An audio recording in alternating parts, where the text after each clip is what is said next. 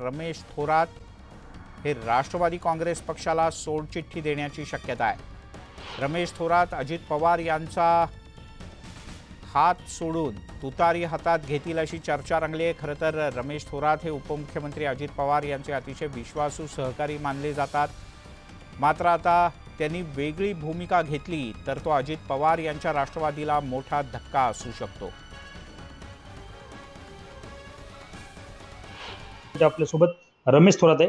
नेमकी ही जागा आता भाजपकडे गेलेली आहे, तुमची नेमकी भूमिका काय असणार?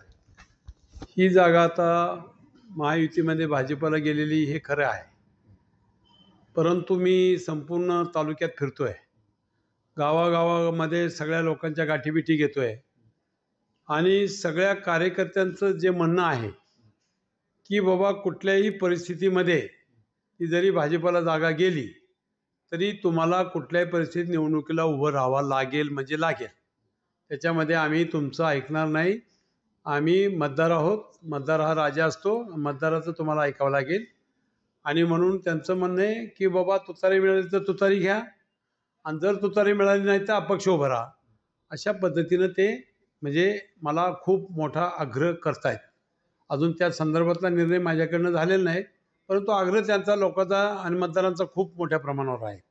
नेमकं अजित पवारांना या संदर्भात काय माहिती दिली आहे का, किंवा अजित पवारांशी काही या संदर्भात बोलणं झालंय का, या जागेच्या दौंडच्या जागेच्या संदर्भात? विशेषतः दौंडच्या जागेच्या संदर्भात कसं आहे, जे धोरण आहे महायुतीचं आणि महाविकास आघाडीचं, ते धोरण माझ्यासारख्याला कळतंय। मी गेली 50 वर्ष राजकारण करतोय। 50 वर्षामध्ये 40 वर्षे जिल्ह्याच्या आणि तालुक्याच्या राजकारणात आहे। त्यामुळं मला हा सगळा आढावा आहे की बाबा कुठल्याही परिस्थितीत भाजपला जागा सुटणार आहे। त्यामुळं तिथं म्हणजे मी मागणी करणं किंवा मी हट्ट धरणं ते चुकीचं आहे आणि मी तसा हट्ट चुकीचा कधी करत नाही, तुम्हाला सांगतो। आणि म्हणून मी ठरवलंय की बाबा जनता जनार्दन जे काय ठरवेल त्या पद्धतीनं आपण पुढे जायचं। कॅमेरा पर्सन दीपक समसह सुमित सोनोने, न्यूज 18 लोकमत, दौंड।